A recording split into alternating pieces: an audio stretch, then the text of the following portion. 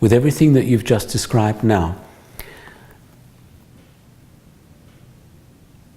from a wisdom tradition perspective, we would say opening our awareness to all levels of our existing consciousness and finding a way to create portals, to interconnect them.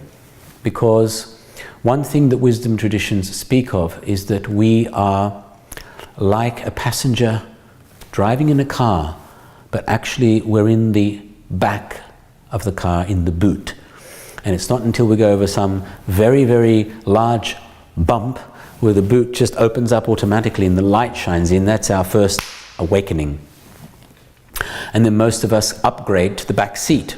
We have not yet learned neither to be navigators or to drive. So something is driving us and we're simply in the back seat observing. So we are more or less passive observers. Just as a passenger in the back seat, they're watching, they are picking up images, they're responding, they can speak about it, but someone else is navigating, meaning they've learned how to read the signals and know the pathways and know how to get from A to B, etc. Someone else is behind the steering wheel and they're taking charge of their lives. And each stage requires a training. Just as the first stage requires, we could call it a rude awakening or just some kind of drastic awakening. And then you've got to learn to be patient, being a good observer in the back seat. From there, when you feel ready, okay, I've seen lots, and the scenes that I perceive happen to manifest, or they appear to manifest in a random manner. Is there any way of working out how they're connected? Yes, there is. Let's read and study mapping, and we can map aspects in our lives. This has happened because of certain programs. That has happened and repeats because of other programs. This has happened because of certain beliefs, and they become either opening and expanding and we could say liberating experiences, or because of our limited beliefs, they end up repeating experiences which we end up feeling like we're stuck in a rut or in a trap. And then finally, once we've learned all of those aspects, we say, well, here's a choice. Now that you know, because you've been observing from the back seat and you've learned how everything is connected in one way or another, are you ready to take charge? And this leads us to the level of being responsible for your existence in this life. Now, the wisdom traditions speak that we all have a soul, and indeed we are fundamentally that soul. We are not only the identity which manifests as a personality in its many guises and many personas, and that has a character. And both of which are very, very important because they give us a sense of self, firstly, and they identify a point in space in life relative to our physical environment and other people. All good, all fine. However, the soul is the part of us that's been around many times. We bring in the memory of that soul. This is what wisdom traditions teach. And indeed, the soul is made up of an essential quality which is called the spirit. Now, a lot of people confuse the two, especially when they use, oh, you'll like this person, they're very spiritual. So it's like a catchword, or perhaps even a popular word, flavor of the month, flavor of the year, etc.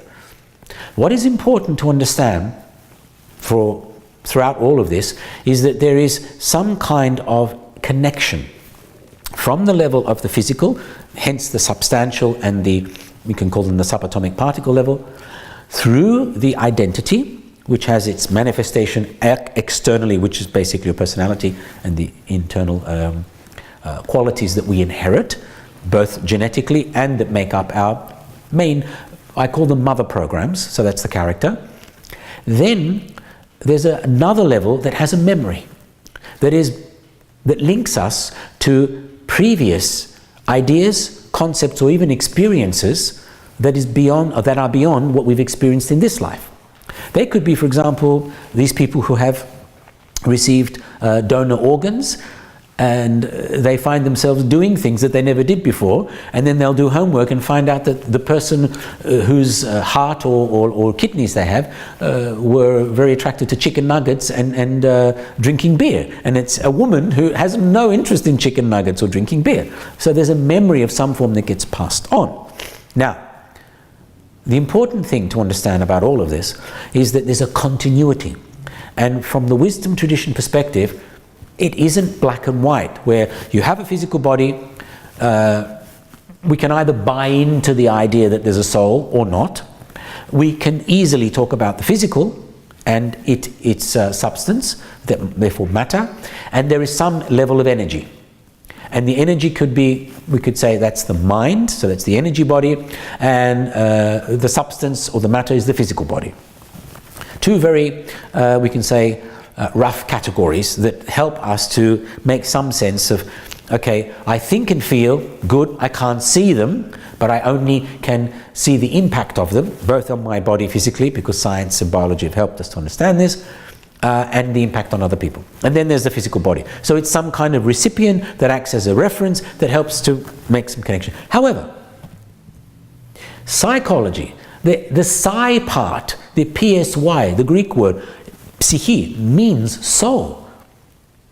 The Greek word for spirit isn't psyche, it's pneuma, and that's the pneu side, like pneumatology, the study of spirit. And that's supposed to be the part of us that links us to this eternal. And the soul is its representative that goes through many, if you like, cycles, and the purpose of which is to learn. To learn what? Knowledge? Not necessarily. Experience? Very important, agreed. But to give us the grounding so that we can literally build on something that will spring us, I would say, spearhead us to our evolution. And what is evolution? Starting at a fundamental principle level of your awareness of your existence, but not be attached to it, and then expanding in a spiral manner, rather than just going around in circles, which Buddhists call cyclic existence, or in the East as well. We are going around, but with each cycle, each revolution, we go up one notch and we expand a little. So with each round of the merry-go-round, we're not standing still, we're actually expanding in this, like the universe, the constant expansion. Now, from a quantum worldview, what would you say is something comparable to explain these? Because I mean, of course, there are many wisdom traditions, and I've distilled the essence of what I understand most of them are talking about. And it's not reincarnation necessarily, but rather an existence of an awareness that is part of a continuum that links our physical self through our thinking and feeling self to something more, we could say, not just etheric, but more eternal, more ongoing, beyond the limitations of these realms and this life. Quantum worldview really has synthesized things in such a way that the ideas that modern science have constructed for these very things that you just mentioned, our experiences, evolution of our experiences, the capacities that we bring to the world, the essence of being human. Scientific construction in the present moment is very, very limited. It's a philosophy that we call scientific materialism. Some people call it a worldview as well. It is followed by many people. But that worldview just says that everything is matter, and that matter is perishable. Material life, of course, will not be permanent, so and nothing called the soul is ever entertained in that view. Everything is matter. Therefore, death of the physical body is the final thing. So this kind of thing limits us very much. So let's see what the quantum worldview says. It is, of course, begins with potentiality. Consciousness is the ground of all being, and experiences are results of choice by consciousness from quantum potentialities. The potentialities are partly material potentialities, but potentialities also pertain to what spiritual traditions call psyche or mind.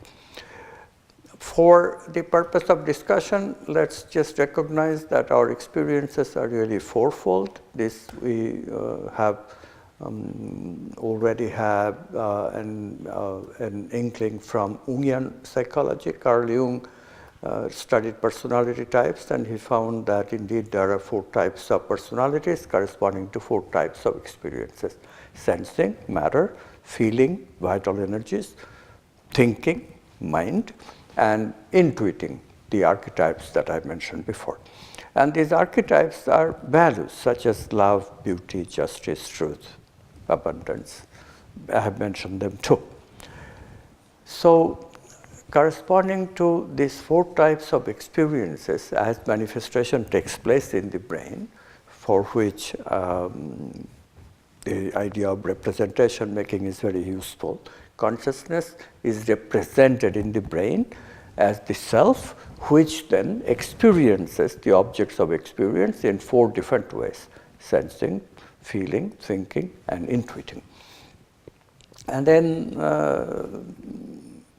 we have to bring in concepts of personality. As we become specialized in our brain and learn to live, brain makes memories, body makes memories, and those memories changes into how we experience ourselves as well. So we talked about the ego before. There is also, ego not only represents conditioning, ego also has what we call personalities, a specific way of conditioning that we present in various different situations. So ego has a character, which is our conditioning in the raw form, no personalities, and then a selective ways of using this conditioning in different situations. For example, we may have a personality of a child when we interact with our parents. We may have a personality of a lover when we interact with our spouse or boyfriend, girlfriend, etc. So in this way, we begin to experience the world in a certain conditioned way. Now, where is the unconditioned potentiality then? Well, the unconditioned potentiality can be represented as the future of what we can be. And this is a little bit of a difference from the wisdom traditions. The wisdom traditions hold that the soul is the essence of human being. In quantum worldview, we recognize that soul is a potentiality. It is not immediately available to some people because they are into modes of being which emphasize the conditioning much too much. Until we learn to be creative, we cannot manifest these archetypes that we intuit in our conditioned being. So we have conditioning in the mind that defines the individual mind. We have conditioning in the vital energies, how we experience feeling as a conditioned vital body. But we really do not have the ability of what we can call a soul immediately, until we become aware that yes, through creativity we can make the intuitions much more vivid in our experience, and in fact we can even live these intuitions when they become full-fledged insights of creativity, and then we begin to make the soul. So the soul is something that we make as we evolve through these repetitions that you mentioned, which are analogous to the phenomenon that Easterners talk about, reincarnation. What reincarnates? What reincarnates is these parts of the body that we make, the subtle part of the body, the mental patterns of habit, the vital patterns of habit, and as we start to make the representations of the archetypes, even the soul. So soul is the part of our highest part of our being, which represents the representation of the archetypes in our brain and the body through our mind and the vital, through our thinking and our feeling. So in this way, what's the advantage of this kind of thinking? We know exactly what we're talking about. It's all now become scientific. We know how to grow the soul. We know what exactly reincarnates. We know what we do when we reincarnate? It turns out that we choose the particular archetype that we want to explore in a particular life. This knowledge has so much value. Joseph Campbell used to say that once you find the archetype that you pursue, your life will become bliss. And this is true. I have found in my own life, I waited till the age of 37 to discover a very important archetype that I wanted to follow, the archetype of wholeness. And when that discovery happens, my life just totally changed. In this way, everyone has the capacity to find out what the meaning and purpose of life is. Meaning, of course, comes from the mind, but the purpose comes from the archetypes. So until you know what archetype you're supposed to explore, you're kind of clueless in what gives you satisfaction and what doesn't. But once you discover what your soul wants, then you have it. Then you satisfy the soul. Every action that you partake will be soul satisfying. And then this soul gets richer and richer. The poet John Keats had a beautiful line in one of his poems, see the world as a veil for soul making. If we, in people of the world, turn our emphasis from the physical body and physical pleasure to happiness that our soul brings, to the satisfaction that our soul brings, to our feelings and meaning, mind that enables us to build the soul. Once we change our emphasis from the physical to the subtle, not only in our daily life, but also how we conduct our society. For example, take the case of economics. Today, all the emphasis goes into material goods. We have a little bit of mental things that we sell, TV and books and videos and film. These are all examples of mental products. But we hardly have any vital energy products. The technology is now ready for us to make products that will represent a particular feeling, like love.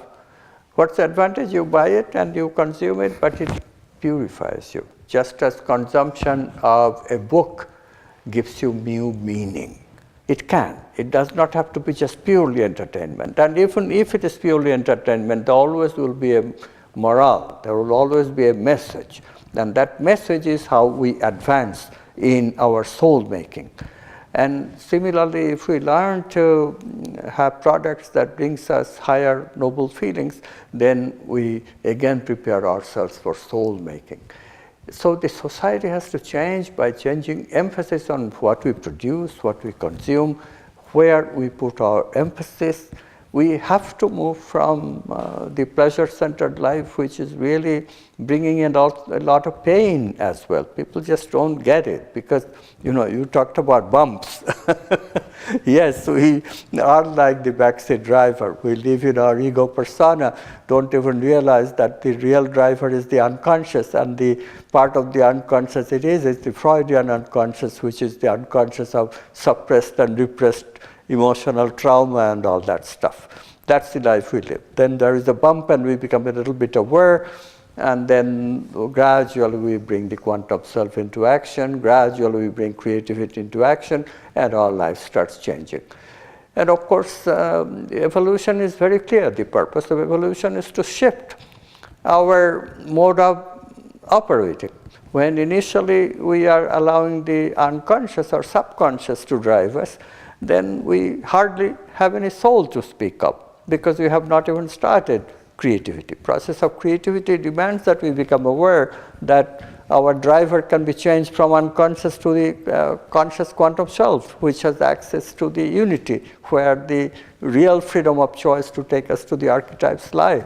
So in this way, that spiritual metaphor that you use is just so beautiful. So we change, the ego becomes a player in the sense that ego interacts with the quantum self, the driver. The backseat driver does not have to be completely passive. Backseat driver actually has a role to play in creativity. The backseat driver and the real driver, the front, they communicate with each other. It becomes a dance between the two. Backseat driver helps manifest the kind of journey that the front seat driver is taking. And this communication is a dance called flow experience. It brings enormous happiness to life. And then the result, of course, is a quantum leap of insight, and that insight we use to make the soul. So the process of soul making requires the cooperation of the backseat driver with the front seat driver, and also, of course, the real orchestration, which is by consciousness in the form of most potentiality, namely consciousness which processes new possibilities to bear. So in this way, I really like the wisdom traditions metaphor, and it's lovely. It's used in many traditions. I, of course, come from the Hindu tradition. I was born as a Hindu Indian tradition, where indeed, the driver is called Krishna, the backseat driver is the human being, Arjuna, and the whole book, the Bhagavad Gita, is a dialogue between these two. Today, we write the dialogue as between the quantum self and the ego. But whatever language you use, this dialogue is the most important thing that is taking place in the human being. Through this dialogue, we make the soul. So more you learn to have this dialogue between your real driver and the backseat driver, the better off we become in soul making.